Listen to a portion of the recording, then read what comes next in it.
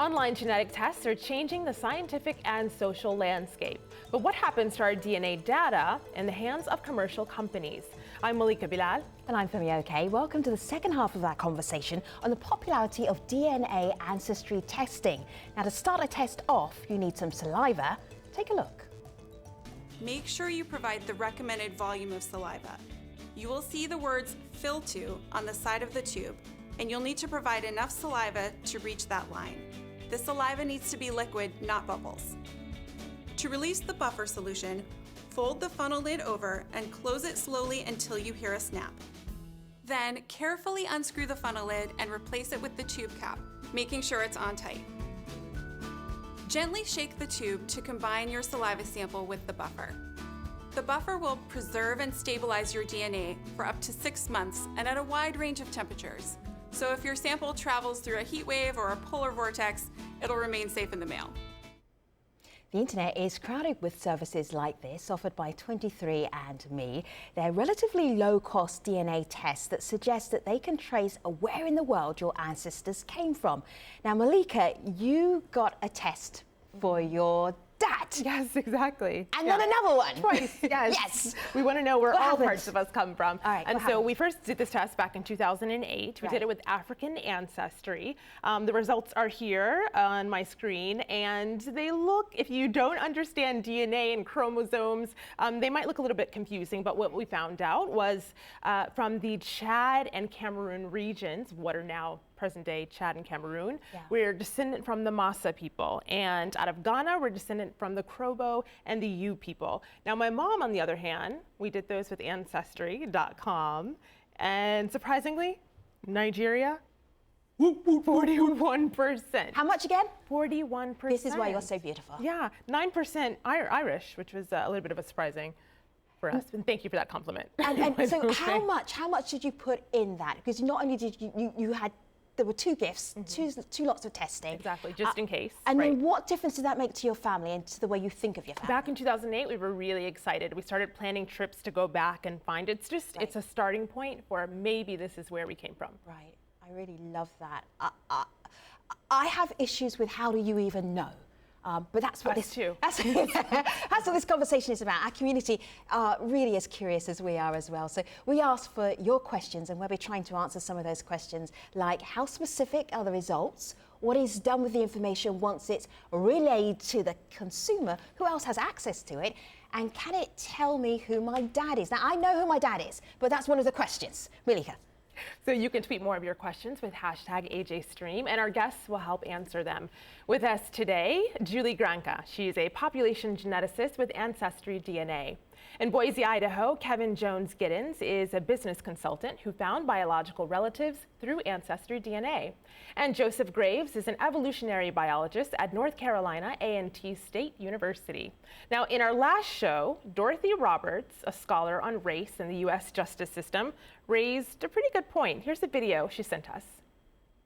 One type of genetic ancestry testing company claims to be able to trace customers' racial roots to these large population groups that map onto our everyday concepts of race: Africans, Europeans, East Asians, and Native Americans.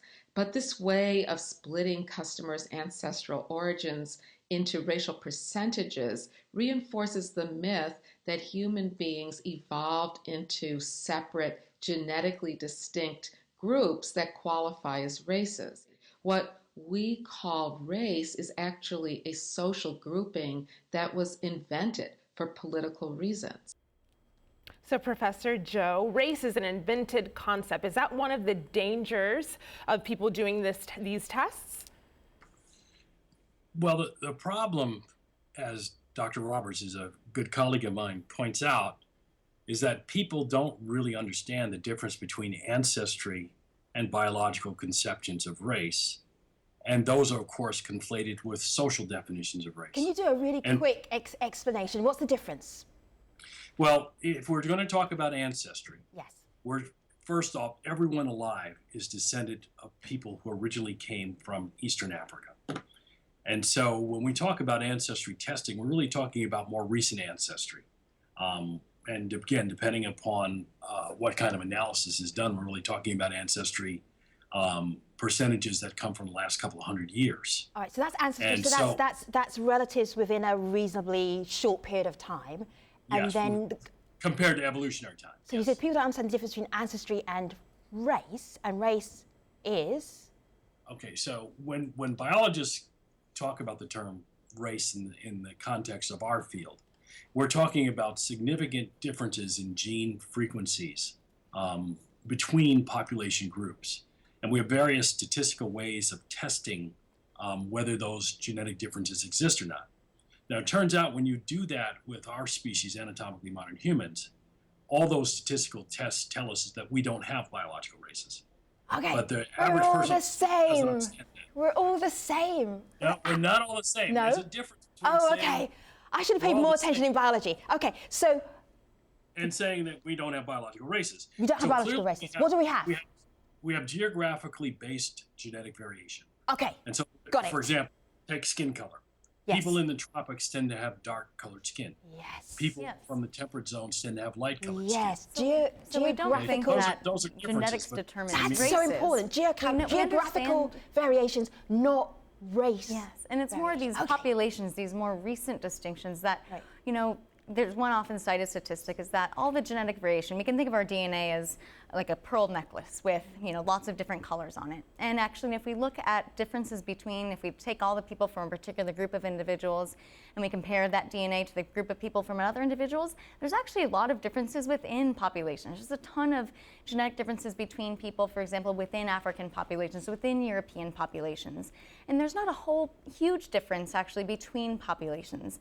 But those small differences are actually the basis for the Ancestry DNA test. And so we're not claiming that there are any types of, you know, we're not determining race with our test. We're really thinking, what populations might you have come from?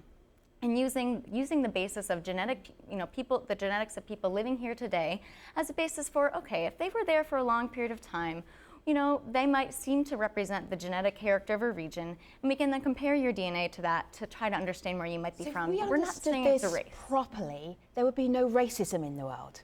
Sorry, If we understood this concept, this biological concept, there would be no racism because we don't have racist differences. We had geographical varieties. Yeah, and I think what's really interesting now is that, you know, when people are getting their results, we've looked at some analyses of saying, okay, when people get their results, how many regions, you know, you saw that map of the world where, you know, you get different regions of the world that you might have ancestry from.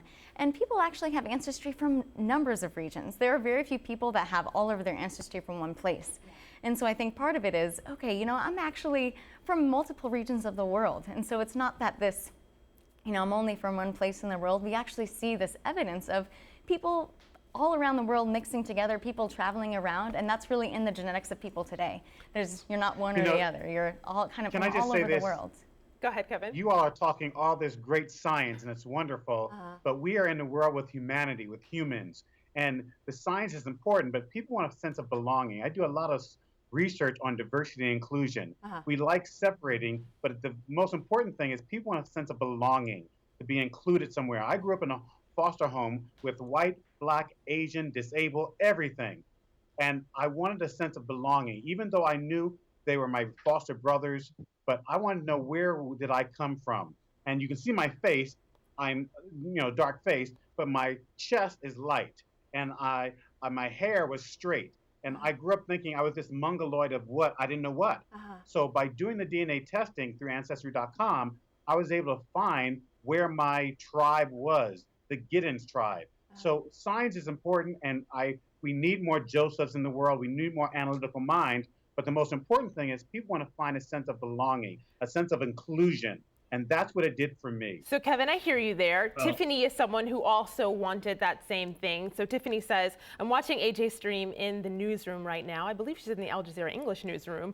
Topic, genetics and DNA. It's a starting point when the paper trail ends for many families. I love it. Another person picking up on that same theme, this is a Facebook comment from Rachel, who says, learning more about where our ancestors are from can help combat the growing nationalist and xenophobic sentiments in many countries, particularly here in the UK where she's writing from. Joseph, I know you wanted to get in there. Oh yes, I definitely want to get in here. Go ahead. Because unfortunately, I've been working on this problem of biological conceptions of race and their relationship to social definitions of race and institutional racism for the last 40 years. And what I'm not seeing is the message, which we have been consistently saying to the world since the 1950s, of the non-existence of biological races. What I'm not seeing is that impacting racism as it is practiced around the world. And that's because we're not addressing the institutional ramparts of racism.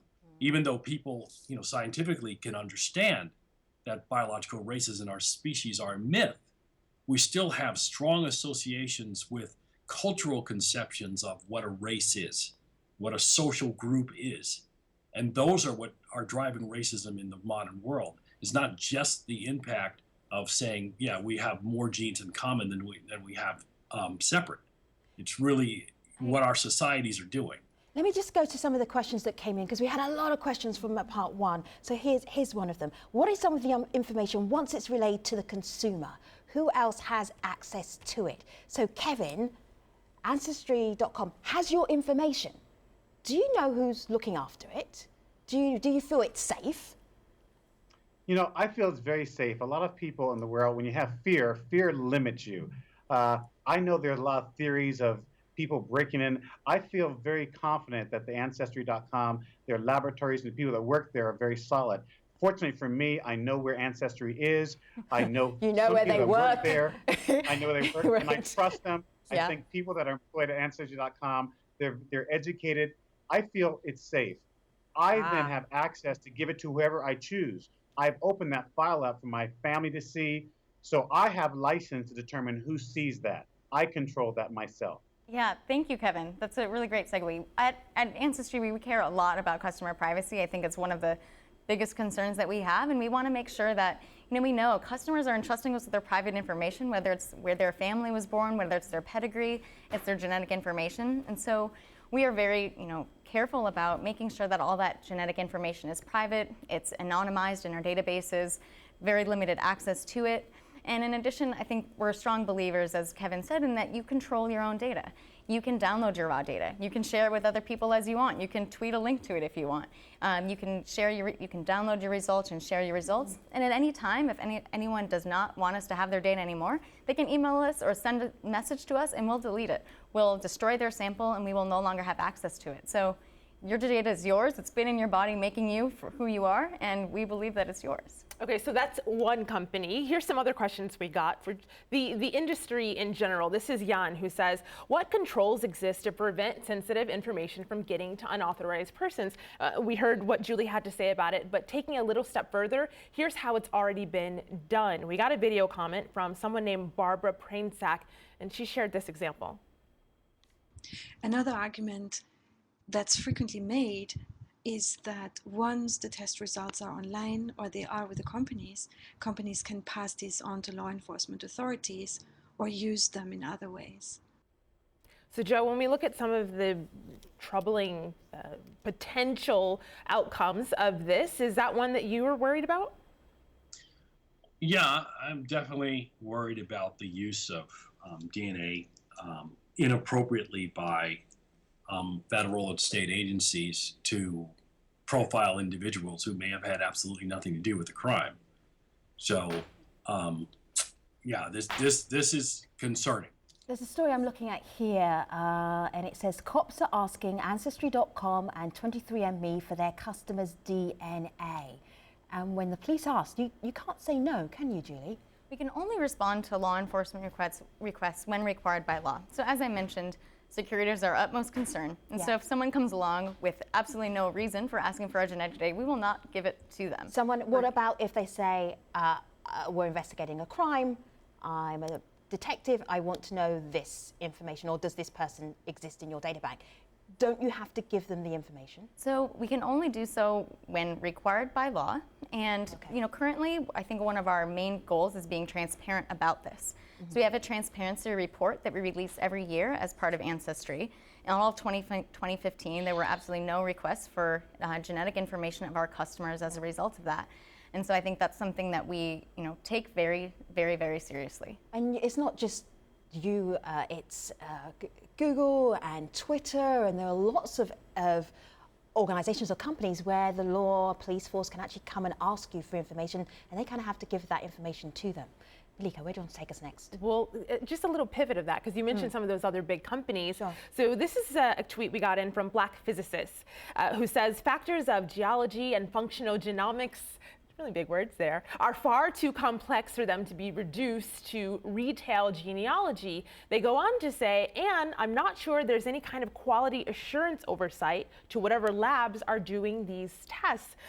Joe, of course, the course of these two shows, you've mentioned that you know many of these genealogists and geneticists who are doing this work and who've set up some of these companies. Quality assurance, is that something that people are looking into? Well, I mean, because I'm not directly involved with the quality of the sequencing, I can't make a comment on that. But I can make comments on the theory behind them, and I've made those comments earlier in the show. So the problem that I have is that most of these DNA marker databases that companies use are proprietary, which means they're not open to peer review. And generally, the way we do things in what I would call real genomics and real evolutionary research is that work that we do is open to peer review. So, Joe, are you saying straight to Julie's face what she's doing is not real science? Well, the term we use in our community is recreational genetics. And a layperson would be saying... Yeah, I'm pretty sure all of the 16 people with PhDs in my team would be offended because... Yeah. We've all done, we've done our PhDs. He just insulted you, didn't he, in a very polite way? A little bit, but I understand. Yeah. I know, no hard feelings. Recreational genetics. But the thing is that I'm not criticizing your qualifications. I think you just well, not the qualifications, but the actual work. You're actually criticizing her work. I can speak to a lot of the quality assurance that we do, and so coming out of the lab, the data coming out of the lab, we make sure that the quality of our technology is accurate. We do plenty of tests along the line to make sure that the quality of the data we receive is at the highest quality. And then, when it comes to estimating someone's ancestry, when it comes to estimating how people are related, we have a large number, based on our pedigrees, we have a large number of test sets that we can use to validate. Okay, we say this person's half Irish. Are they actually half Irish? And we can do all that testing. Same thing with, I'm telling these two people that they're related, they're third cousins. I can actually go back to the pedigrees and see, and maybe in some case we say, hey, our current algorithm says that they're fourth cousins. Let's try to tweak that and do some development to try to fix that. So we're constantly working to develop those, develop those tests and develop better products.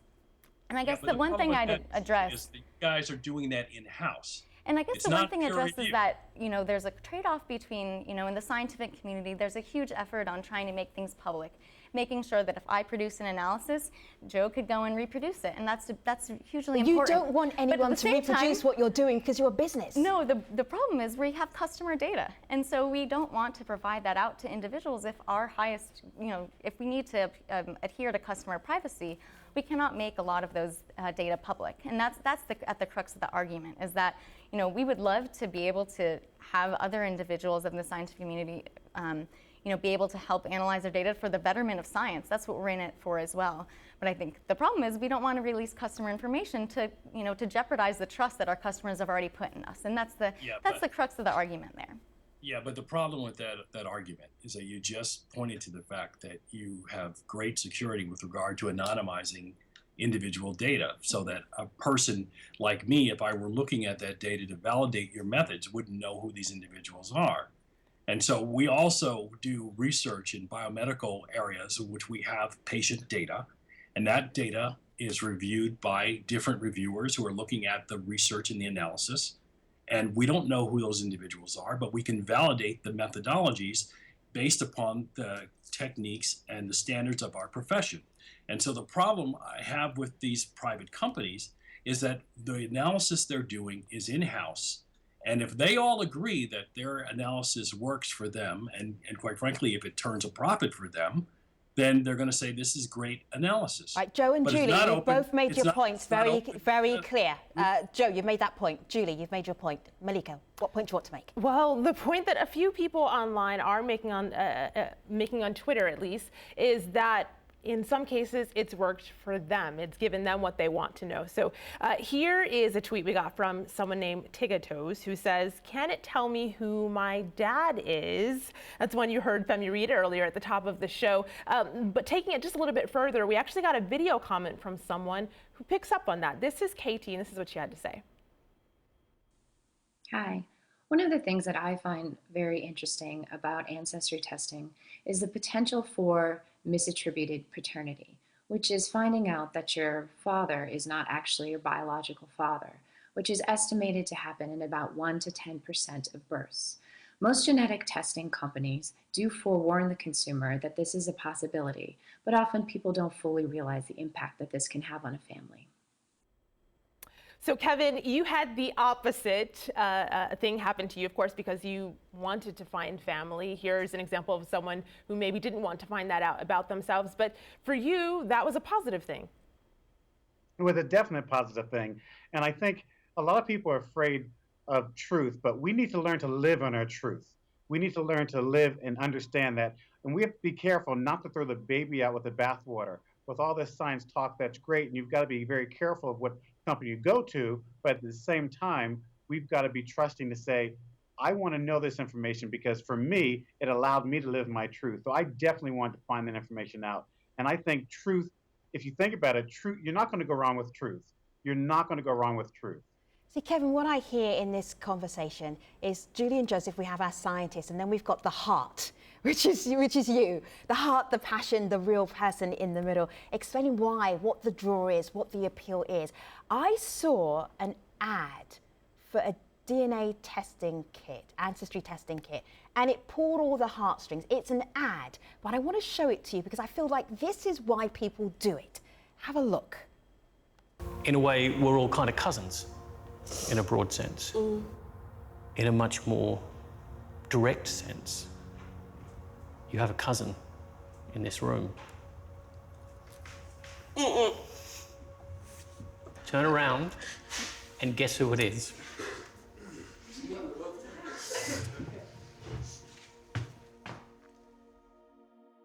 Wash? Yeah. What's that? Why don't you come down here and meet your cousin? Good. This is the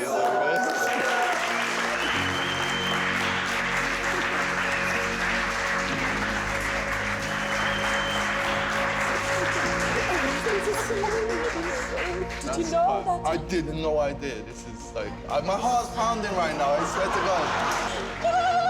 God. We met. And we end on some ululating, always a good way to end.